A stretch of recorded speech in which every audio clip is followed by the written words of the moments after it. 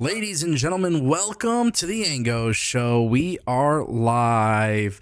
It is April 10th, 2025, and we are here. Things are a little bit different for both of us today. Billy doesn't have his usual setup, and he is literally fighting to make it work, which is amazing. Shout out to Billy. I got a new microphone, and maybe I have finally settled on a microphone. I might have to tweak some settings here and there. I don't know how I sound. Hopefully you guys can hear me. Billy, can you talk? And I just want to make sure the crowd can hear you as well. Yes, can everybody hear me? Because I am literally rocking off of a phone microphone right now. Crazy. Crazy. Insane. But that's sometimes you just got to do things when you're on the go and portable. And Yep, you just got to push through here. yes, sir. I hear All right. it. I hear it, and I hear you well. Good. Last night was AEW Dynamite. Yes, sir. Billy. It was a show, brother. It was a show. It keeps getting worse. Worse and worse and worse and worse. It doesn't stop. Yeah, definitely going to talk about that, guys. And as always, if you guys want to support the show, you guys already know the drill by now. We ask that you like the stream. We ask that you guys chat with us because it's completely free to chat. And then, of course, if you guys want, we do have our super chat goal active. You can help drive the conversation a little bit further, too, just by simply dropping a super chat. It guarantees that your questions will be read or your comments. Maybe you want to chime in, become part of the show. Yeah, definitely a weak episode, in my opinion, Billy. Overall reaction, very weak. Very weak, in my opinion. For sure. I mean, I did a watch along yesterday. I really tried to push through it. It was difficult. Nothing made sense. Nothing aligned. It was horrible. Yeah. It's the truth is AEW just keeps getting worse. And I think last night it was very apparent with the Swerve explanation, Kenny Omega's promo, the stuff with the Young Bucks, and of course the Death Riders. And I think it is so strange to see that AEW has been doubling down on this storyline. But one quick little fact that a lot of people didn't know, Sean Ross Sapp of Fightful Select had actually come out and reported that before Jon Moxley got the belt, he was planned for a long-term title reign. And so that actually makes things even more complicated now because it is very clear that the Death Rider storyline continues to be something that a lot of people just simply aren't interested in. And then after last night's episode, I am coming out with this overall belief that there is just too much confusion. They've lost the plot. They've lost the vision. They don't know what they're doing. And it's very unfortunate because you can tell when you watch the show, there's too many things happening and none of them are connecting to each other. And that seems to be controversial, and it makes me this AEW hater to point it out. But I am very much struggling to understand what I am watching. And that's a big problem. Yeah, I mean, like you said, they lost the plot. I talked about it a little bit earlier. The plot is completely gone. They have the Young Bucks coming out there saying that they did it for Hangman. Then they're trying to align themselves with the Death Riders after everything that had happened before and the whole reason they were off of TV. They were running away from the Young Bucks. I don't know. It's just a really, really confusing time. And then, they try to sell you at the end with Samoa Joe and Samoa Joe and the Ops. Right? They try to challenge them for the trios championships, and it's like it's not working the way that you want it to. I get it. You're trying something, and yesterday they really were. They were supposed to come with something amazing yesterday, and they truthfully didn't. They came with complete dog shit. It looked like a dog shit idea from the get up. They had no clue what was going on. Call me AEW hater, call me what you want. At this point, I'm just very, very fed up with this company. Yeah, no, it was the thing is it was just a terrible way to follow up with a pay-per-view, and the card itself last night. I will say, like, one of the fun things, I know a lot of people didn't like it, but the 8-man tag for the $400,000, it was a fun match to watch, but I just think a lot of these ideas that AEW is introducing, it's really not that great. You mean the $400,000 that's just as invisible as the AEW World Championship? Yeah. It sucks, man. It's a very, very sad time for AEW. It's crazy. And this is the freaking thing that mind boggles me, bro. For the last month, I've been giving them praises. Like, wow, Yes. things are really good. There's stories everywhere. But I struggle right now. I really, really struggle right now watching this program. And that's why I feel like, even when I see Megan Bain backstage with Penelope Ford, and I'm just thinking, like, dude, you had a very, very good opportunity. You should have just put the belt on Megan Bain. And everything that Tony Khan is doing, it's very clear. He has one way of thinking. He thinks long term, and it's long term thinking, but his long term storytelling is the issue, And just Yeah. overall, it was a dumpster fire of an episode for me.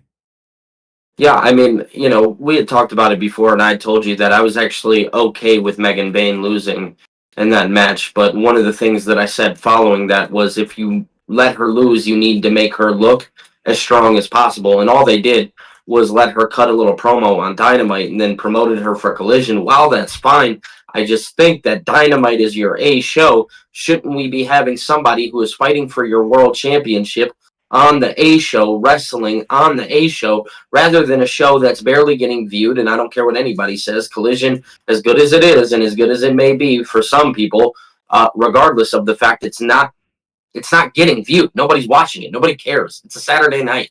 I don't care. Yeah. So it's just it's really funny that they chose to go the route that they did last night with Megan Bain, considering everything that happened. And same applies to Adam Cole, because they essentially had Adam Cole do the same exact thing. He just kind of popped up on the TV just to tell you, like, oh yeah, hey, look at me. I won the TNT championship, and then he's got his buddies with him, and it's like, dude, like, as much as I want to care, I don't. Yeah.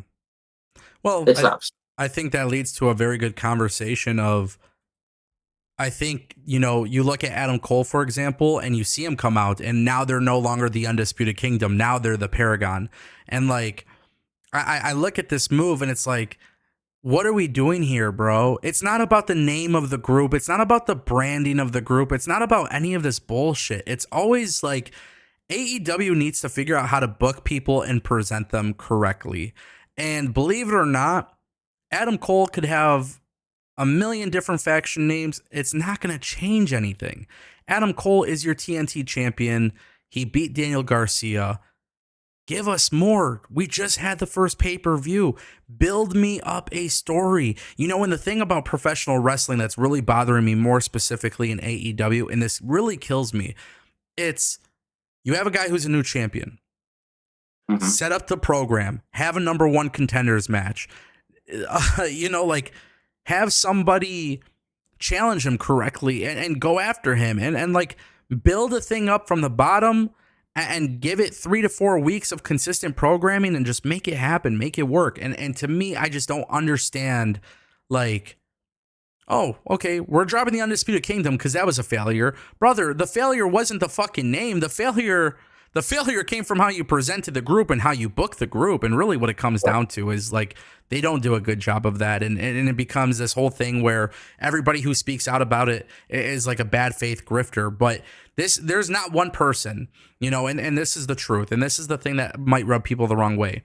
But there is not one person who is watching AEW today who genuinely believes this is the best version of AEW. And I think until wrestling fans, especially on social media, across TikTok and across YouTube and Twitter and all these other apps, until people start to finally speak up and, like, truly let it be known, Tony Khan is going to keep giving us bullshit. Because if you look back, 2021, 2020, 2019, those 3 years for AEW were so significantly good.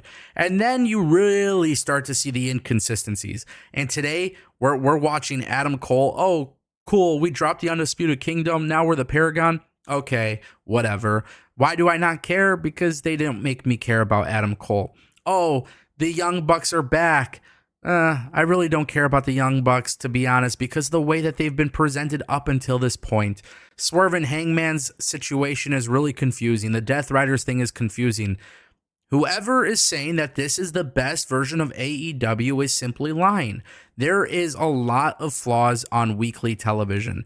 And to make matters worse, and I've been saying this for such a long time, but the fact that they are struggling to really capitalize on a wrestler's momentum is pissing me off. Daniel Garcia, everybody wanted him to win the TNT championship, and we saw the reaction he got at Dynasty.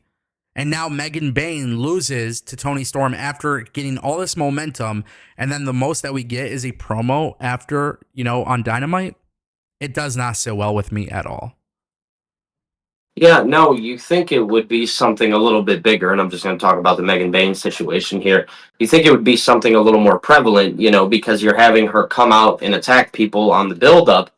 Well, if she lost, why don't you continue having her attack people? Like, there's just so many holes in all of these stories, and you talked about for a second the Hangman and Swerve situation. While that could be a good story, as it was prior to everything that happened at Dynasty, the problem is they didn't capitalize fast enough, and AEW continuously has this problem of not capitalizing fast enough and not pulling the trigger. And Tony Khan just thinks that it's okay to trust his gut. And no, it's not, because I'm here to tell you that your gut is wrong.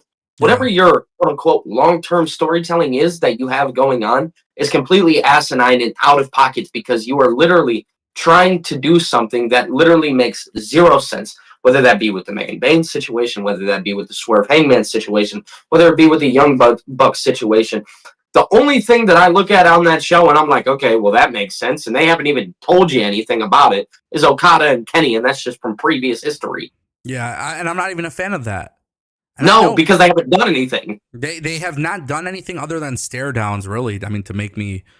Yeah, yes. I understand that the Elite beat up Kenny Omega getting diverticulitis, but how many times do I got to make the point on a live stream? How many fucking times do I got to make this point, Billy? Kenny was dying of diverticulitis, and he gets attacked, and he comes back, and the most that we get was that stare down. Yep. For that long, pretty much for that long period of a time, that's what we got. And I get it. Tony Khan cares about the matchup, and for those who say like Tony Khan is really good at storytelling, then tell me, why isn't he giving us more? There is no reason, and we know this damn well. And this is really gonna piss off a lot of people. But if Triple H was booking Okada and Kenny Omega, we are getting the grandest presentation of a storyline and feud than we've ever gotten before. We're getting Roman and Cody levels, video packages, grand entrances. We're getting it all. And we're not getting that in AEW. Because to Tony Khan, it's just another great match that they can do. And Tony Khan really needs to just change his thinking on that. And there's so much that we're going to talk about, and we'll get into it. Tolino Channel dropped a couple super chats. So the first one that he said was $1.16. He says, Evolve was a good show. When the top independent male talent go to AEW. ID program shows promising indie talent. Kelly Armstrong was a standout. I love WWE Evolve. I thought last night was another stellar episode. They have some really fun matches happening on Evolve. They're doing some good stuff. Evolve is obviously not on the level of AEW, but nor is it supposed to be.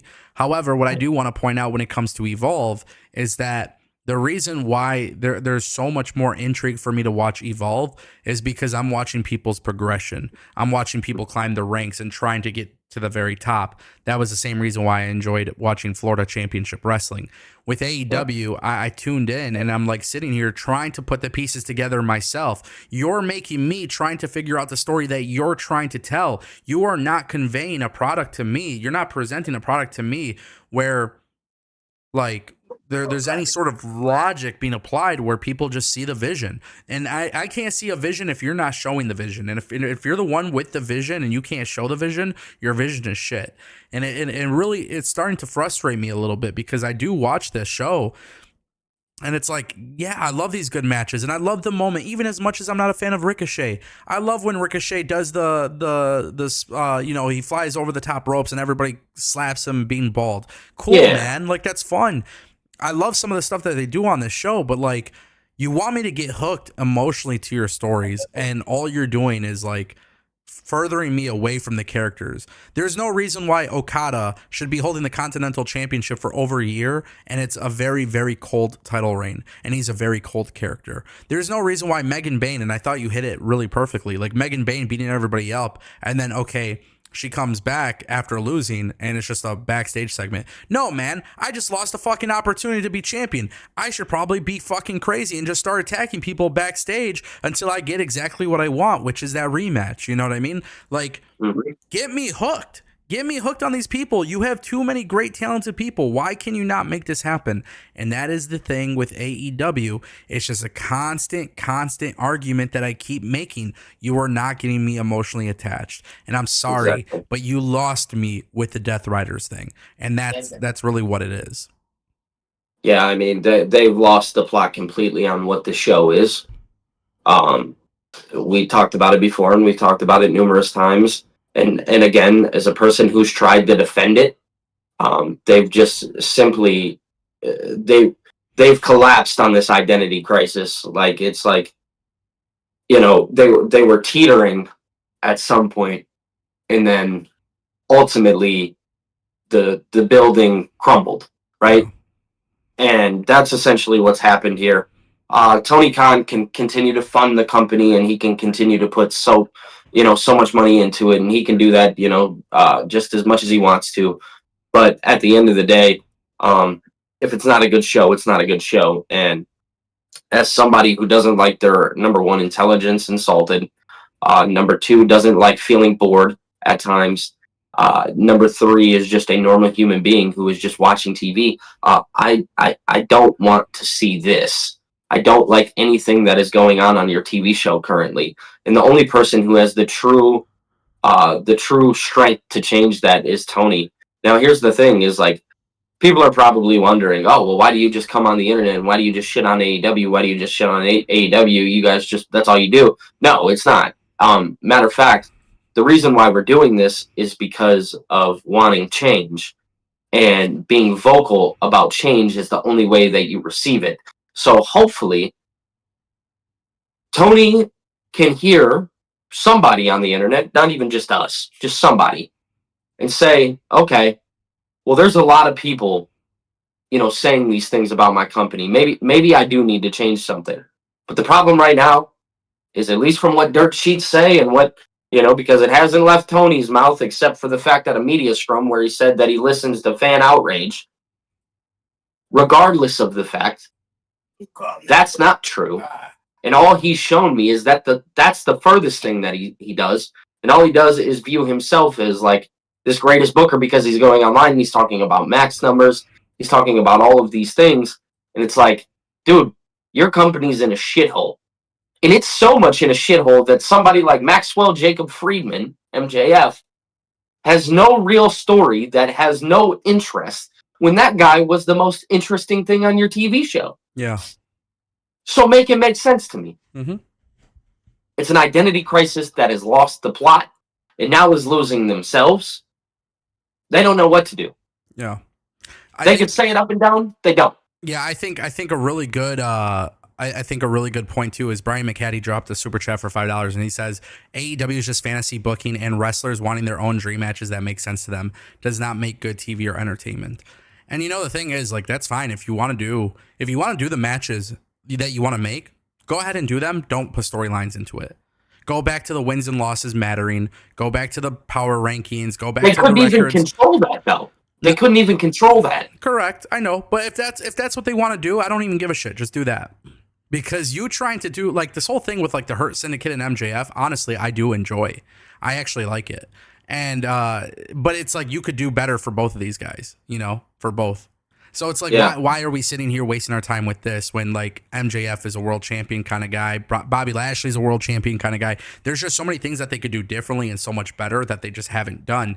And the reality is, it makes it very difficult to really be behind it. Like, on a 2-hour show, if that's the one thing that I'm genuinely enjoying, like, that's a problem.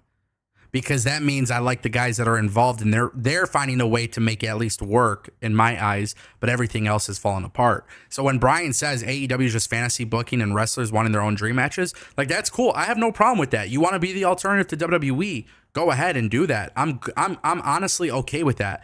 But what I'm not okay with is you're going to give us this Death Rider storyline, the Young Bucks.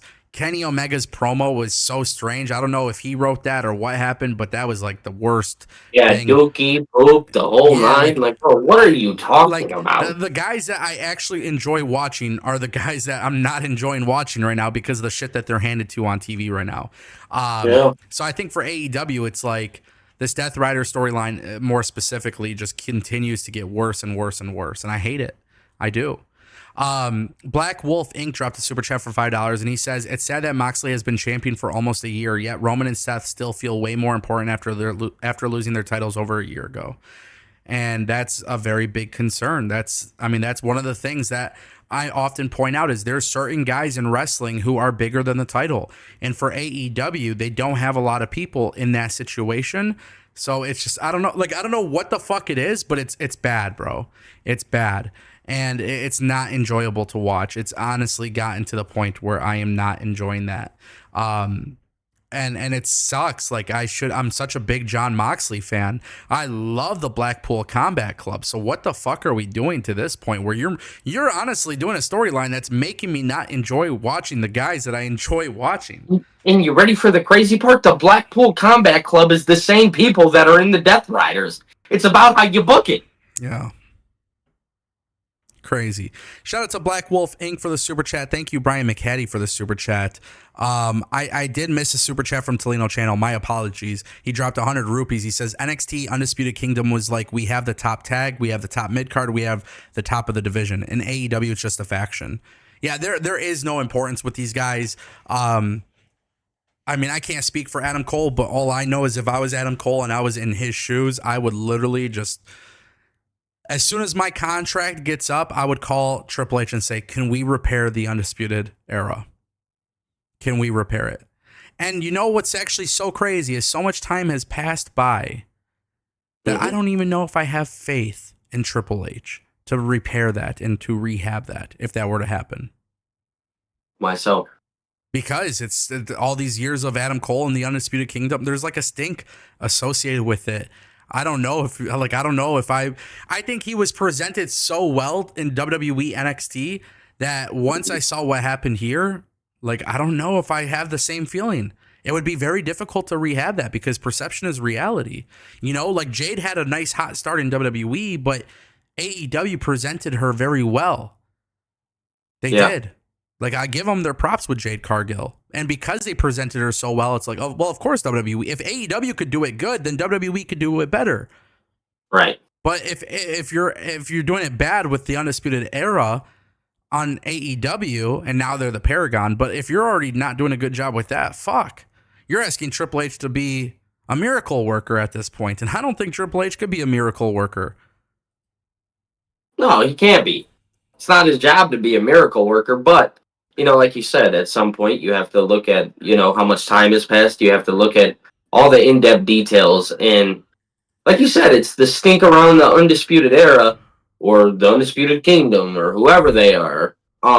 Regardless of the fact, I think Triple H would do well with Adam Cole by himself and know what to do with him.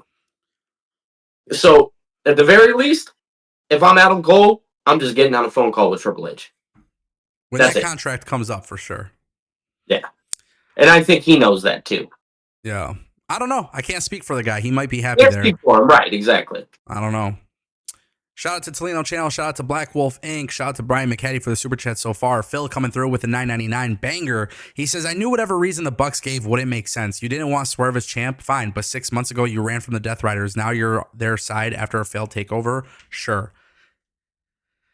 Yeah, there's just too much. There's just too much confusion here. And I think Phil kind of hit it on the head with this super chat. You know, like 6 months ago, you know, and it's so funny because the fans want to keep bringing up the, they love bringing up this whole notion of like, well, the Young Bucks were burning documents, right?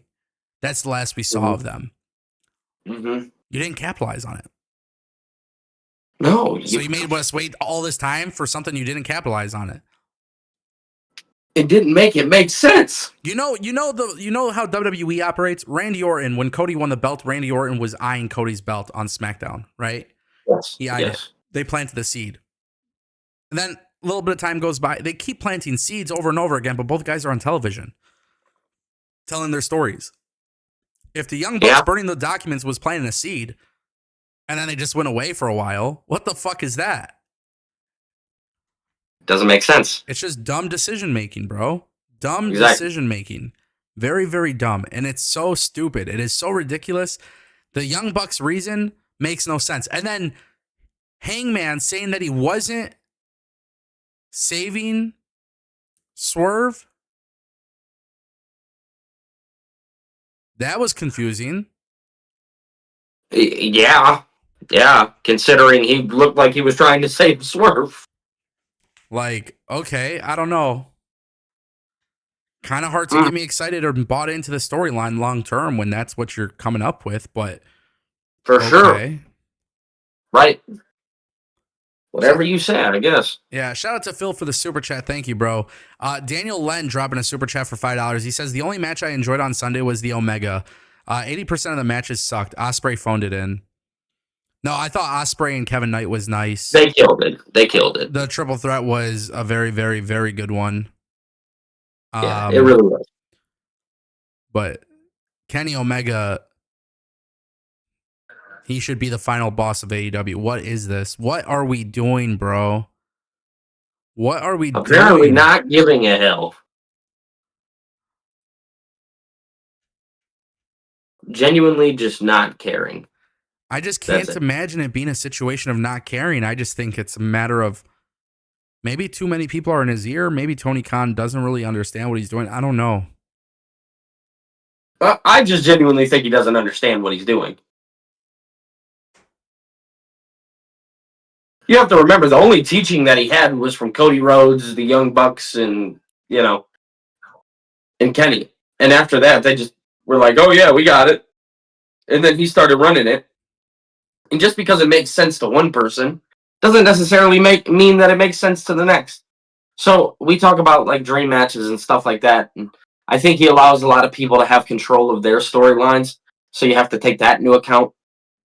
So he's just kind of going out and being like, well, hell, do what you need to. And that to me is funky. So strange. Shout out to Daniel Lund for the super chat. DJ dropping $4.99. He says, I would love to see Blackpool Combat Club versus the Hurt Syndicate now with MJF in the picture. Well, that's the thing, right? Hey, put a thumbs up or whatever if you want MJF in the group. And MVP was the only one to do it. And Bobby and Shelton obviously are against it. So that ain't happening. Right. But really, I mean, when you look at the grand scope of things, is there a reason why these guys are all interacting with each other? Like we couldn't find anything better for MJF, and we couldn't find anything better for. What happened to the Jeff Jarrett thing? He lost. Jeff Jarrett lost. Did they have a match? I feel like they did. I feel like they fought on Dynamite. I don't think they did. I feel like they did. That's fucking sad. That's fucking sad that you can't remember shit that happened like within a few months ago, because I can remember shit that happened a few months ago with TNA and WWE and every other company. Yeah, all I remember was Jeff Jarrett was laid the fuck out. They never had a match. No, they just dropped it.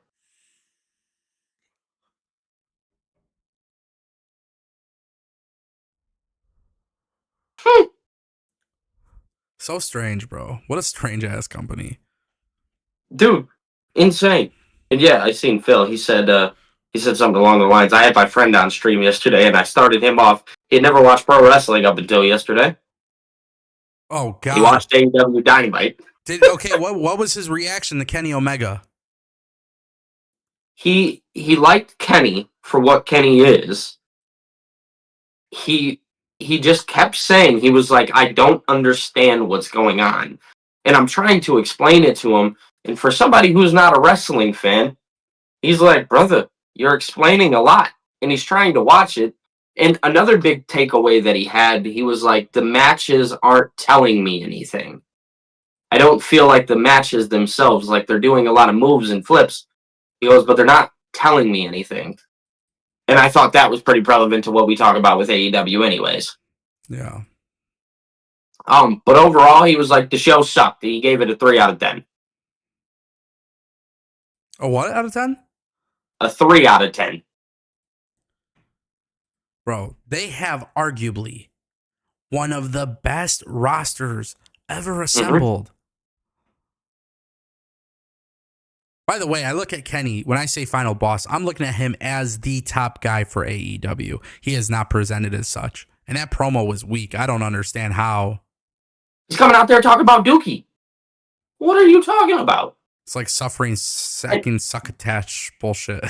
Roman Reigns. And it was to get to the point of like the Young Bucks are lost without him.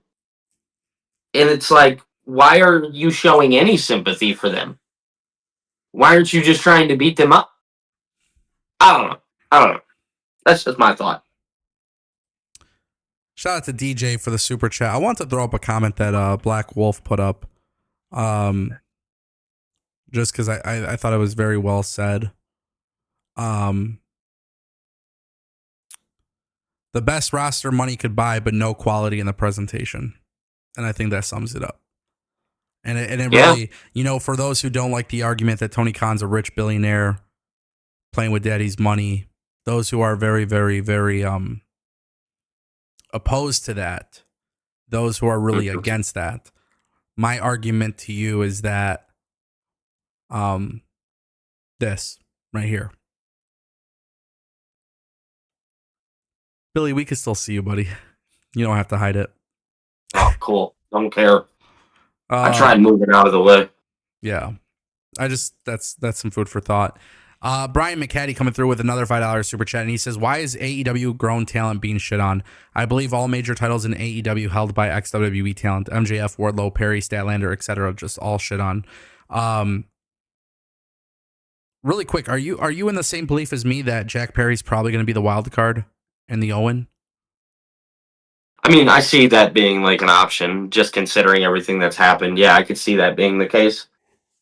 I mean, but at this point, I don't know. It could be fucking Dodo the Clown,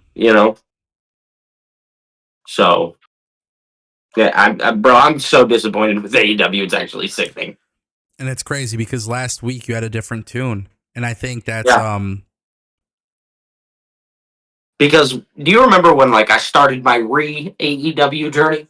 Yeah. I told them, I said I'd give them another shot. I would. And I'd do it happily. And just I was really behind what they were doing. I really thought they had a really good plan going into Dynasty. Even going into Revolution, I was like, let's just get the belt off of them. Yeah. Overall, I feel slapped in the face. So we could sit up and we could say oh yeah, it'll be Jack Perry because that makes sense. But at this point, it feels like Tony Khan can really give a hell about sense, and it could be anybody. So I don't know. Maybe he wants to do one of his surprise debuts where the lights go out or something.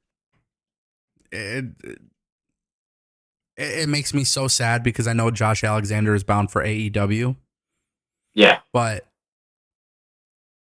all of my favorites that were in TNA that went to AEW have been 100% absolutely shit on. And I think deep down inside, I can't get excited about it anymore.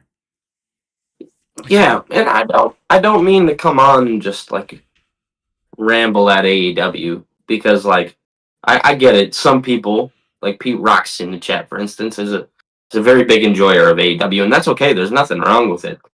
My thing about it is I just think we have to understand hey, it's okay to criticize people and be coachable, right? Be teachable. And just because, AEW has done something that you liked before doesn't mean that you have to defend everything that they do now. You can be open to that criticism and be willing to hear it, right? Yeah. Now, it doesn't mean you always have to take it. But at the end of the day, when there are thousands of people coming out and being like, no, man, this is not good, I feel like I would listen to it. And I might get some heat for this one, Yeah. Maybe regardless of the fact, a lot of the people that are not criticizing AEW, right, hide behind an avatar on X. Just saying. So be open to criticism. It's okay. It is okay. No, you can't. You can't criticize AEW. That's I beg to differ. I'm doing it now. yeah, but you can't. You're just not allowed to. That's the Yeah, I problem. know. I know. You're just not allowed to because everything's perfect. But it's Yeah. weird because I am allowed to criticize WWE. I never get flack for criticizing WWE. I never, you know, I Nope. Can't say never, I have either. I never get criticized for. I never get yelled at from the IWC when I criticize WWE. It's just only AEW. But the thing is, like, if all you're gonna do is just defend mediocrity, all you're going to get is mediocrity. And Exactly. I think Exactly. for me that's my issue. Like I'm watching the show and I just see where it's like, okay. So I've asked people, can you make some sense for me with this Death Rider thing? I'm trying. I'm trying to connect the dots. It shouldn't be a puzzle for me to figure out why things aren't connecting to each other. And I think that's the problem is that's really what it is I have to play a guessing game as to the story you're trying to tell me. Like, no, fuck Yeah, that. and it's one thing to do like the whole long term storytelling thing, kind of like Triple H does, where he's like, "Hey, like wait it out." And normally, not saying every time, but oftentimes, we're happy with the ending, right? I think we can all agree on that.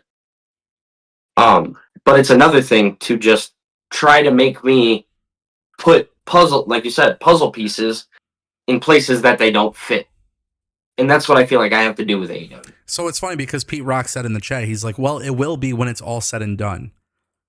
But the thing is, I might not get to that point. No, you've already lost me. That's the problem. That's the issue is at the end, you might have the greatest reveal. You might have the best storyline. I understand. Like, that's a possibility. It's as I said on the Dynamite show, right? Like Dynamite Dynasty. Dynasty. I Yeah. don't mind the Young Bucks being involved. Just make it make sense to me. That's it. That's Make it it. make sense. Swerve, Hangman helping Swerve. I have no problem with it. Make it make sense. It's really what I said last time. I like they just have to follow up and make it make sense. But they actually left me more confused. And Yeah. so the thing is, you have to treat your audience like they're dumb. Mm-hmm. We're all smart. We're all very smart. People watching the show are smart. Me and Billy are smart. We're all very good individuals when it comes to being smart and understanding pro wrestling. But you got to treat us like we're dumb. And I remember this was a criticism a long time ago, and it's a criticism that still exists. But like, I used to get flack for it. Oh, where's the vignettes? Where's the vignettes? How am I supposed to know who they are? Brother, that's video packages, interviews, commentary. Like, there's a million ways to teach people what is going on. And so WWE treats their audience like fucking idiots. Michael Cole's constantly explaining stuff. There's video packages constantly explaining stuff. With AEW, there's no explanation for anything. So that's why people are confused. It's crazy. Yeah. Rabbit Yeah. dropped a $10 super chat. He says, I'm a huge MJF fan and I'm disappointed that AEW is not booking him like the ace of the company that he is. So right now I'm waiting for that first teaser of his debut in WWE. Well, MJF is probably not going to WWE. No, no. I think he'll be one of those people that stick it out there. Like I said, we are watching MJF's downfall in AEW. I mean, really, that's what it is. Like, I know people don't want to hear this, but MJF and the Hurt Syndicate both could be booked so much better. At a time where the main storyline in this company is happening and everybody's pretty much against it and everybody's confused with the direction, everybody's tired, everybody's annoyed, everybody is so frustrated with the main storylines. And then you have guys like Kenny and Okada, like Kenny and MJF and all these people that are top elite talent that have been presented as such historically in the company are now treated bottom of the barrel, not as important, not as entertaining. And you know, the thing about MJF that really breaks my heart is that I actually have zero problem with him and the Hurt Syndicate mixing it up. Like, at all. But now that the Death Rider storyline stinks, I'm sitting here thinking, why isn't Kenny Omega, MJF, Hangman Page, why aren't these guys in the world title picture right now as it stands? You'd question it. You'd wonder. And they're not at all. They're not even near the world title. And the reason why is bad storytelling. Very, very simple. Very, very simple. I'm honestly, man, dude, call me crazy, but there was a time in I know we've said it on this channel before, and I'll just say it again, just to iterate. Oh, I was a huge AEW supporter. Huge. Ango himself was a very huge AEW supporter. You covered it when they came out. With those two things being said, I expect better.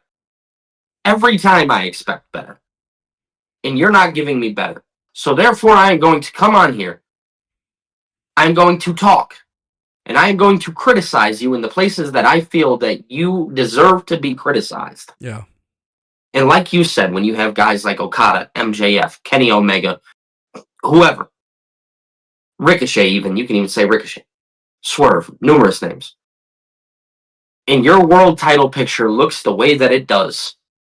I'm just going to be 1000% transparent here. I'm laughing at you. And I'm laughing loudly because I find it comical that this is the decision that you're choosing to make, and this is the route that you're taking. I know that I've sang a praise so loud for AEW. I know. You don't have to make me aware. Yeah. But you have to understand that I am a human being and I am allowed to change my opinion. Can you guys believe that? And now, with my opinion changing, even with all that said, I could still sit here and say, I want AEW to succeed.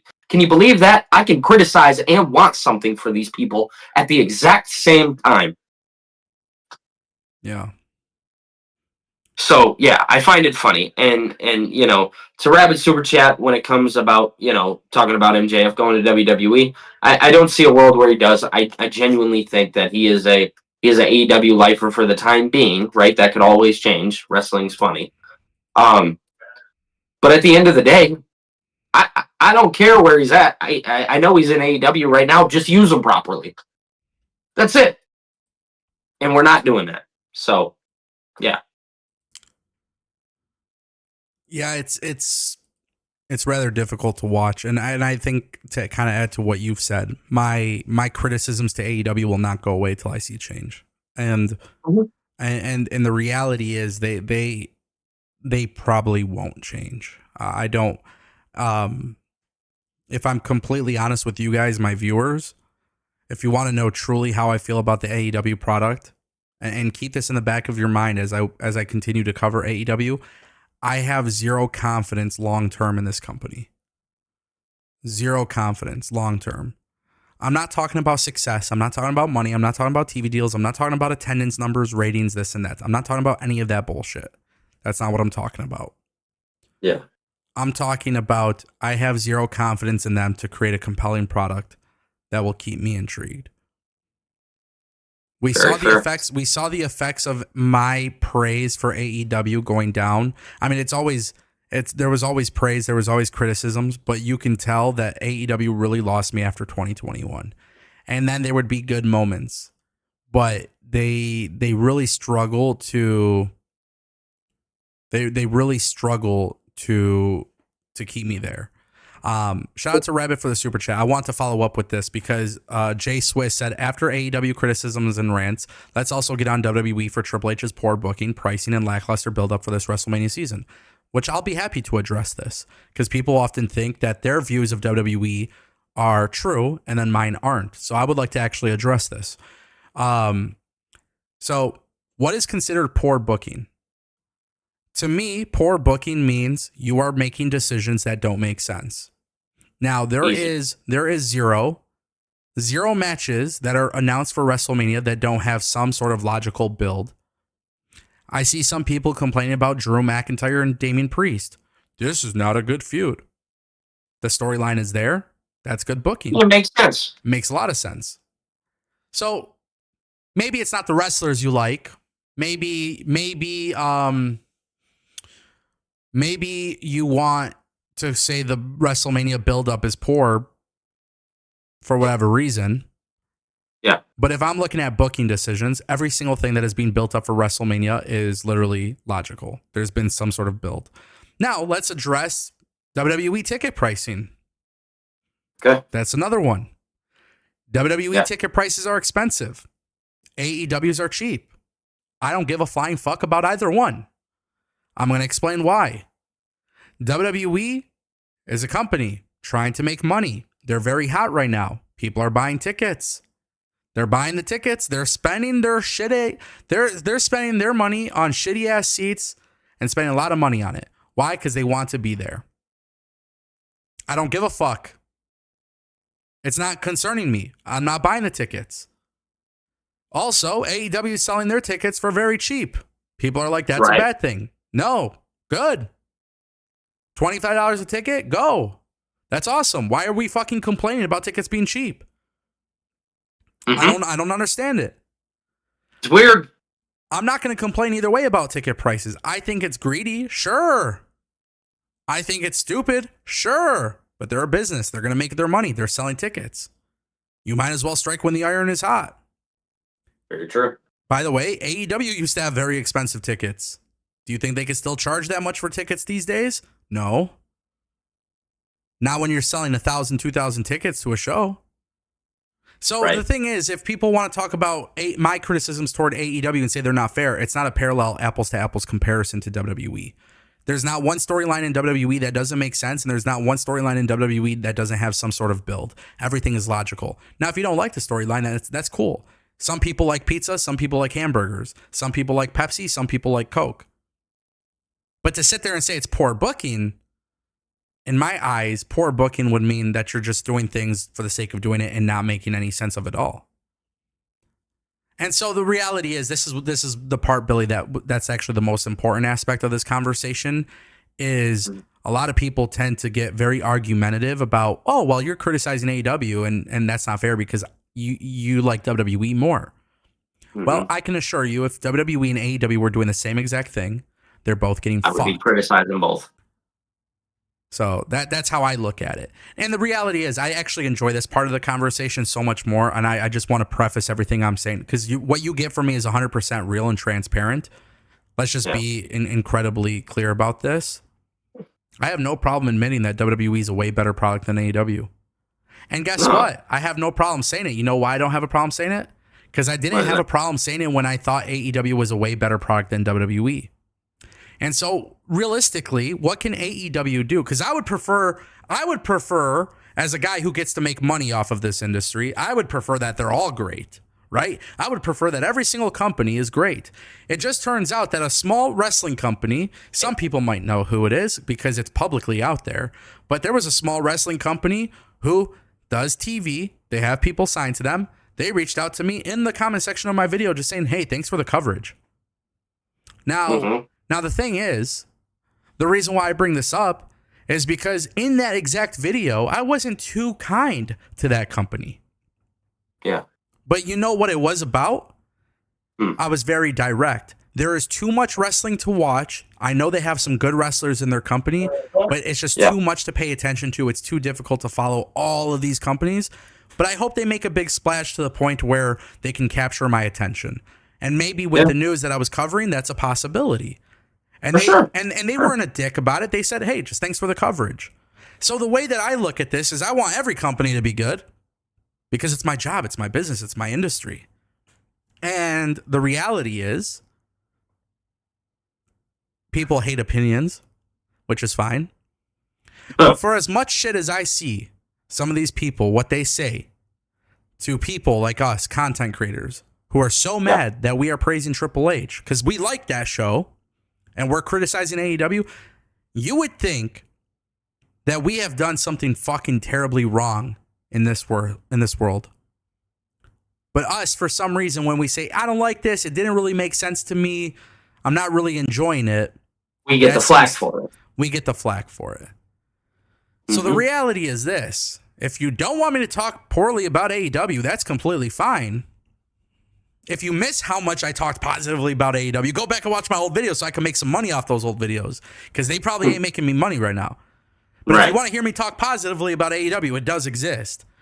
But it's out there. I can't sit here and lie and act like what AEW is feeding us is good. I can't. I'm not going to sit here and act like it, because my criteria for what I like personally in my life it's not supposed to be the same as yours, as the viewers. Everybody should have their own flavors and everything that they like. But me personally speaking, what I love about me doing my YouTube show every single day, what I love about doing videos every single day and making TikToks and everything, the reason why I love it is because I say what I feel. Mm-hmm. And it's the one thing where people get so offended that I'm not a fan of AEW, but I'm not going to be a fan of AEW. And I want you guys to know I will not be a fan of AEW until I see it changes. And the thing is, it sucks because the only reason why I do even watch is because some of my favorite wrestlers in this world exist in that company. And so it actually pains me more when I see them in that situation. I was there for Jon Moxley's AEW debut, fucking losing my voice. That's the Jon Moxley I want to see, not this bullshit. Yeah. You know what I'm saying? It's not a difficult thing at all whatsoever. At all. And I just really want to make that clear. Yeah. Phil dropped a $9.99. He says, I don't want to keep investing in a product that insults my intelligence and lacks consistency. I go into every show with such low expectations, and these last two shows makes me want to take a break. Well, you know, one thing I'll say about this, Phil, and this is the thing where I really have to be clear. I really have to be clear. Mm-hmm. Tony Khan, when it comes to me, my viewing experience, Tony Khan ain't competing with WWE. No. He ain't competing with WWE in my life. He's competing with the Detroit Pistons. He's competing with family time. He's competing with time with friends, a day off. He's competing with everything. Yeah. This man's fighting for my time. That's what he's competing with. We're talking about a television show. We're talking about a television show. Billy, are you aware of the show called House? Yeah. Mm-hmm. It's a little bit older. I don't know if they make any new seasons. Me and my lady have been watching it. And we watch it on Hulu. And I enjoy watching the show. I don't know what it is about this show, but it's a very unique medical show. There's like a whole bunch of weird illnesses. They're trying to figure things out. But all of the characters are so interesting to watch. And it's so funny because that is what Tony Khan is fucking competing with. House. You're competing with a show that no longer airs new episodes. You're competing with that because my time to me is so valuable that I'm actually enjoying that show. So you know what? If I'm going to choose what to do with my time, I might watch House instead of AEW because now I don't really see the relevance of actually watching AEW live. Yep. Insult my intelligence all you want. Give me good storylines all you want. Give me bad storylines all you want. Be a billionaire all you want. Do whatever the fuck you want. But for my attention, it's not WWE versus AEW because they're not on the same night. On Wednesday nights, you have an opportunity to say, hey, what can I do to get you watching? Well, if the Pistons are playing, I'm choosing the Pistons. If the Red Wings are playing, I'm choosing the Red Wings.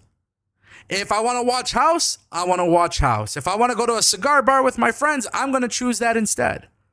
And then people will say, oh, well, Ango, you cover this for a living. This is your job. Yeah, but I don't go live on Wednesday nights after the show. I can watch it whenever the fuck I want. This is true. So now you got to think. And truth be told, social media exists. I don't even really got to watch it. No, you don't. Sorry. That's even the sad part. Yeah, I don't even got to watch it for real. But that's what I mean. That's what I mean. That's what I mean, Billy. They're not competing with WWE. You got to compete with everything else. Right, exactly. Maybe, because a lot of people don't know, I tend to wake up really early. Maybe at 9 o'clock I want to go to bed. Now you're competing with me. But you know what can make me stay up late? Some good storytelling. A really, really good fucking show. Yeah, that'll keep me up at night. You know, I have two monitors, right, on my desk, Billy. You know what's so fascinating to me is I haven't played video games in about 7 months, 8 months. Actually, that's a lie. Pokemon every day. That's a lie. 10 months. In the last month, I've picked up in the past few weeks, I've played a little bit of WWE 2K25. Okay. My cousin calls me yesterday and goes, "Hey, do you want to play Call of Duty Warzone? Like the old days?" What'd you tell him? And I said, yesterday, I said, I don't have it downloaded, but I could download it. I kind of miss playing video games. Yeah. I don't have a lot of free time, and it's not because, Ango's like a super busy, popular dude. Ango's just busy with real life and also work and all these things. But it was so crazy because I got on Warzone with my cousin, and the game is ransacked by fucking hackers, okay? But it was really crazy because I jump on with him. First game, completely lose. Second game, we win. Third game, we win. Fourth game, we win. We three-peated. And it was so funny, Billy, because it just so happened, it turned out, this was the craziest part. It just so happened that I was like, damn, I kind of miss playing Warzone.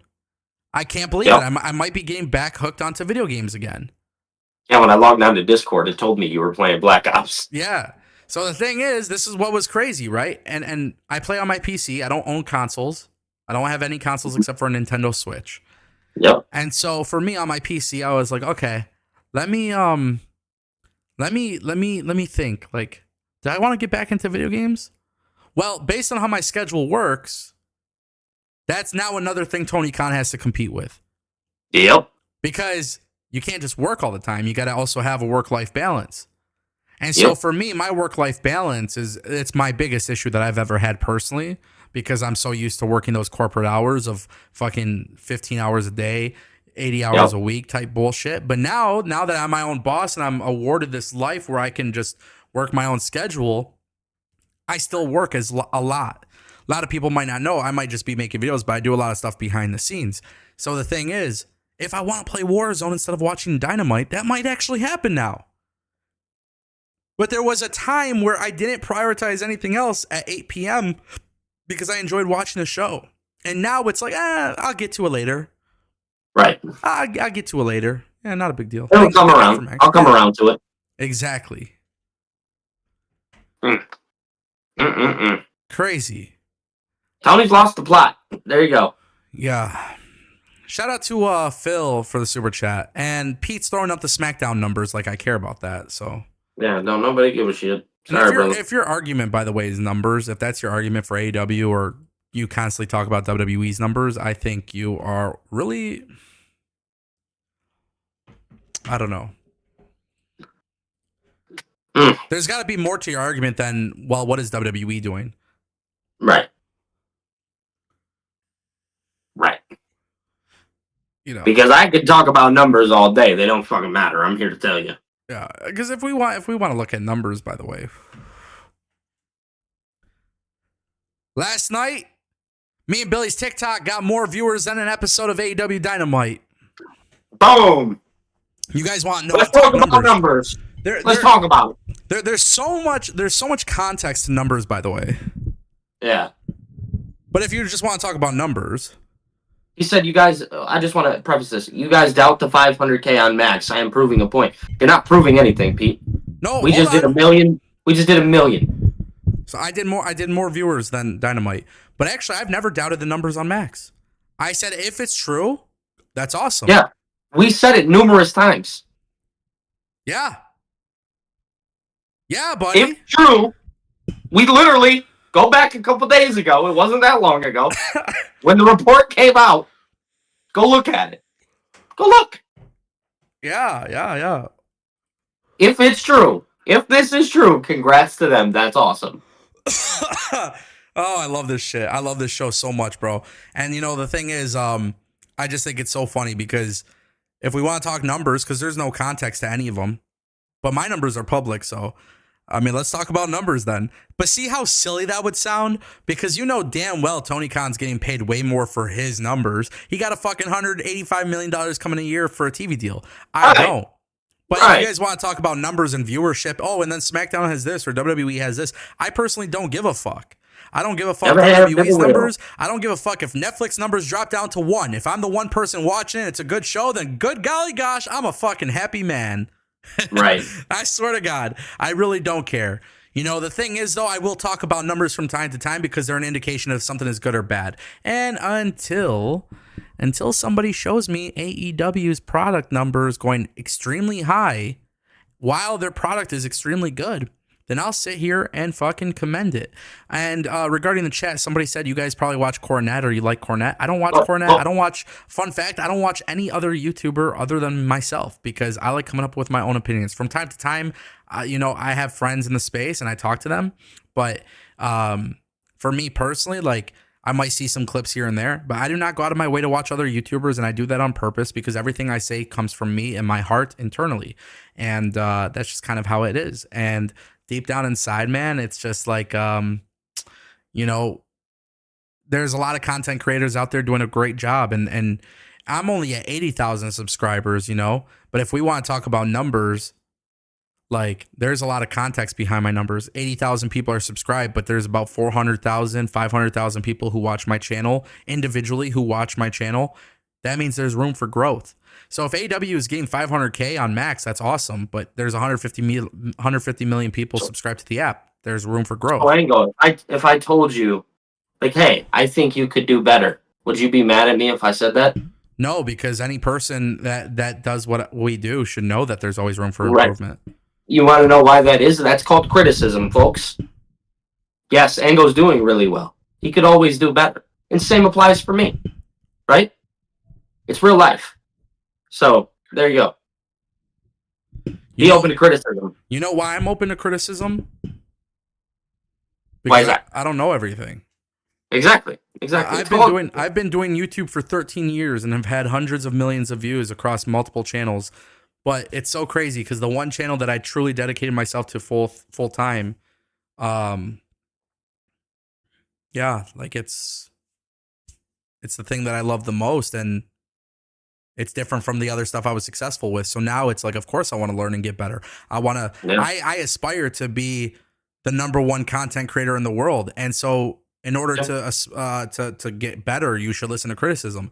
Now, I've gotten criticism where they're like, hey, you're being a little too harsh to WWE or you're being too harsh to AEW. Well, that's not going to change. Because that's what makes me me. If you guys want me to, which by the way, I can guarantee if I completely changed my tone and just acted positive to AEW and WWE 100% of the time, I guarantee you I could be at 1 million subscribers, and I guarantee you I could probably be making at least $600,000 to $1 million a year. No way, dude. But instead, you choose to stay true to yourself.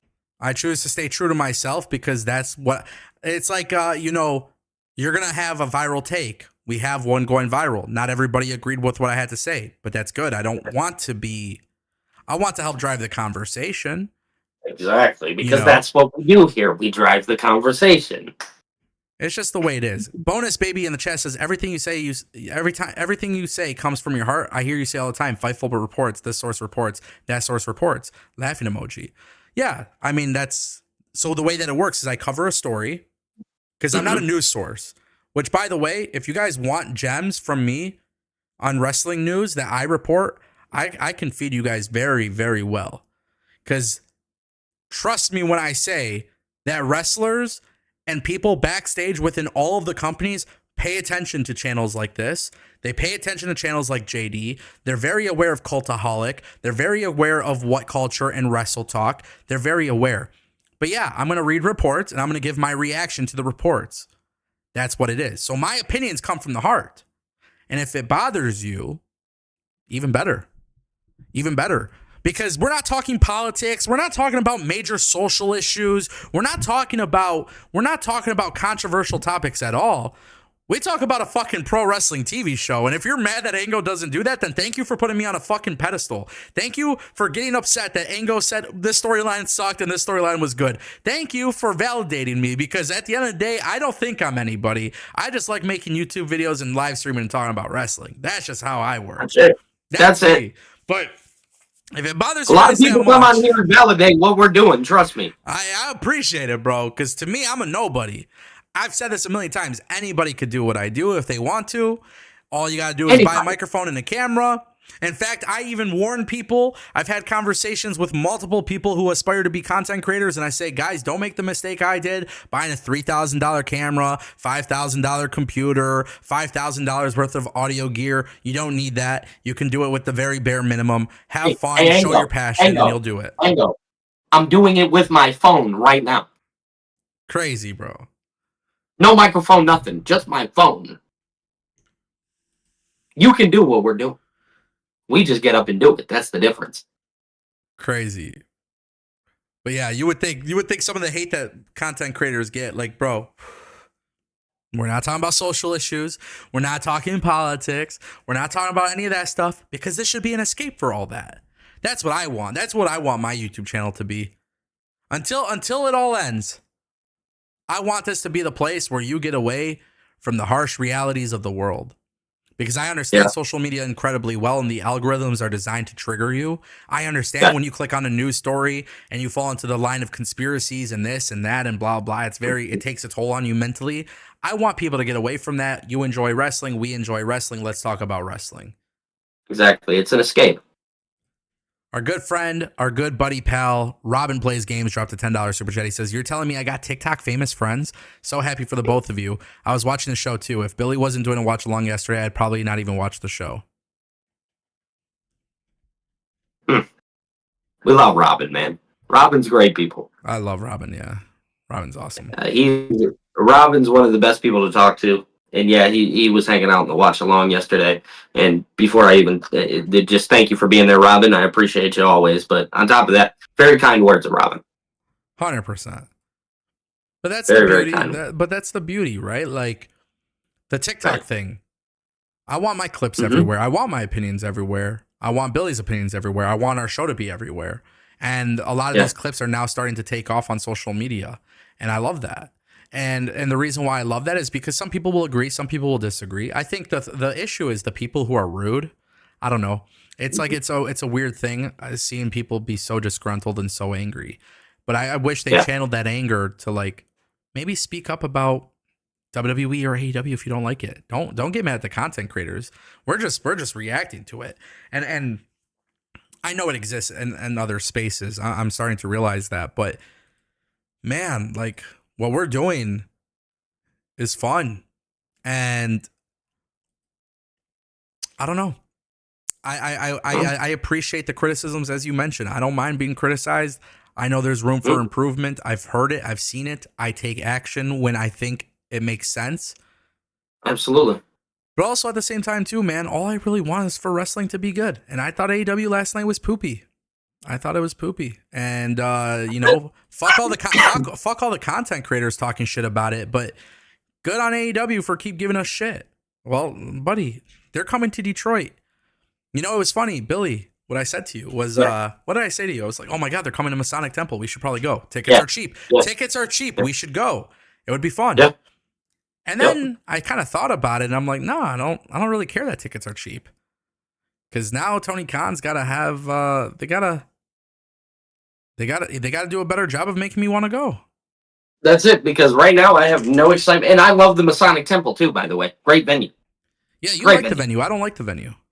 I think it's because I have a lot of origins to the venue, like family origins and stuff like that. I have a lot of ties to it. I spent time at the Masonic Temple when I was young.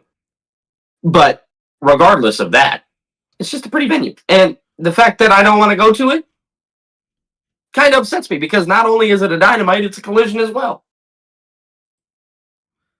Yeah, man. I don't know. Ridiculous. But I speak with my money, just like any other consumer. Like Apple, for example. I think Apple is not innovating their iPhones. So my 15 Pro Max, until I see them innovate, I'm not upgrading from this phone.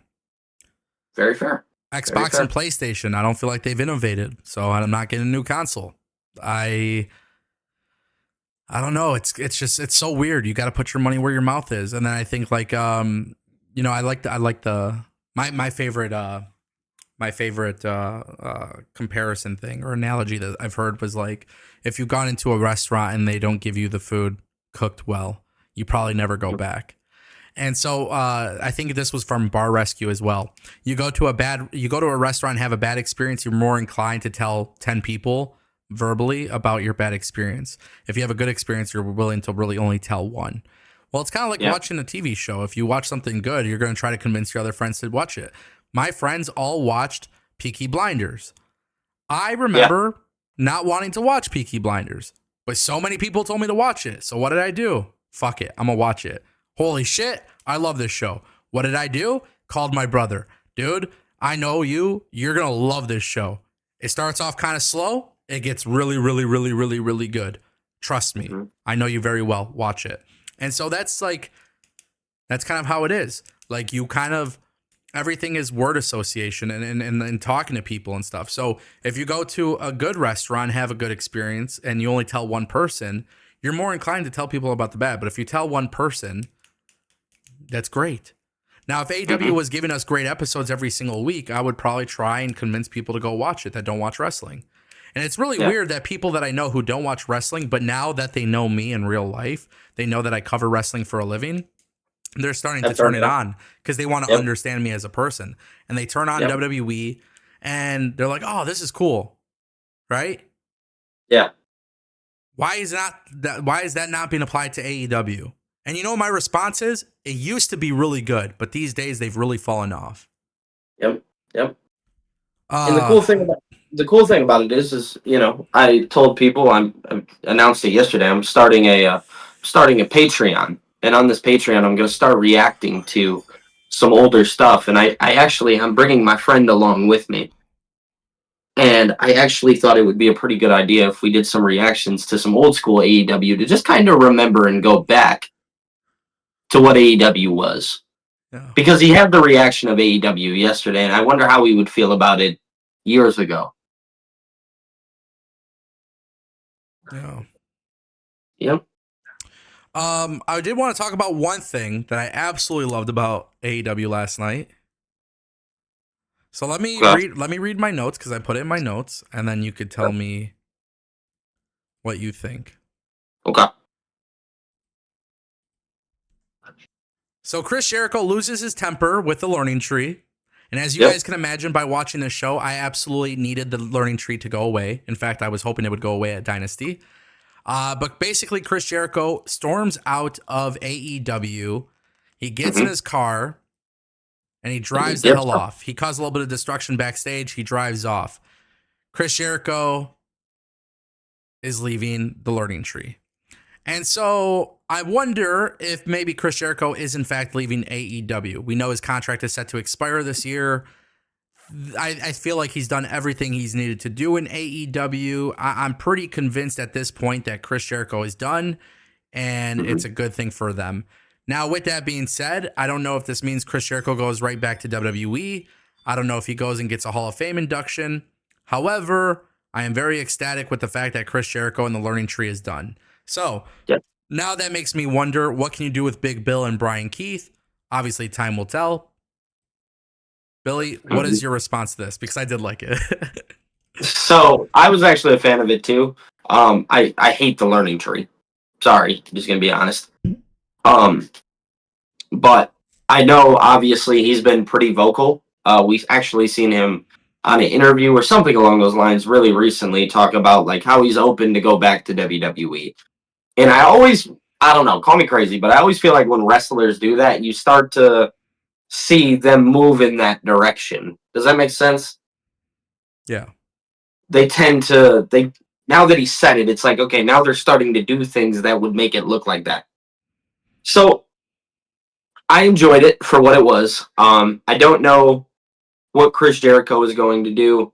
I would like to see, him do something with WWE, obviously, like you said, whether it be a Hall of Fame induction. I don't know to what level or degree I would like to see Jericho back in the WWE ring. Yeah. But, obviously if you went and did the Hall of Fame or something like that, obviously you look at that and you're like, okay, well, that is what it is. At the end of the day, really looking forward to actually what happens with Big Bill and Brian Keith. Because as great as Jericho is, and as great as he was, he's not the person that I look forward to seeing. I've actually always wanted really good for Big Bill. I think he's a guy that deserves so much better than what he was actually given. Yep. So that's my thoughts and takes on it. Another guy that came from TNA, by the way, he went through Mm-hmm. such a downfall in life and Mm-hmm. bounced back and went to TNA and fucking killed it. W. Morrissey fucking killed it. When he showed up in AEW, just by hearing about his struggles and all of his battles in life, I was so excited for him. I was like, man, he looks great. He really changed. He got better. Like, that's awesome. And I hope that AEW figures out a way to utilize him correctly. And any person that came from Impact, it just hasn't happened. No, and sadly, again, the reputation that AEW has created tells me that they're not going to do right by him. And again, he was just a person that, like, his story I kind of connected with. Yeah. So, like, I don't know, man. You look at that and it sucks. But I think overall he'll be fine with whatever ends up happening to him. Because again, you hear a story like that and you're like, oh, that guy, he's a fighter. He'll figure it out. You know? Yeah. So just because it's bad doesn't mean it's horrible. Yeah. I don't know about that, but but hey, man, if you're a small guy doing flips and stuff, you get pushed. You So got it. You got it. You're good. it is what it You are is. good. Yeah. I don't think I missed any super chats. Good job, No. Ango. I'm gonna pat myself on the back because the chat has been moving incredibly fast today, and I try not to skip any of them. So thankfully, I did not do that. With that being said, I know Billy didn't like my Tony's Toy Box comment the other day, but that's what we're watching every week, and maybe you'll eventually change your mind. But Maybe.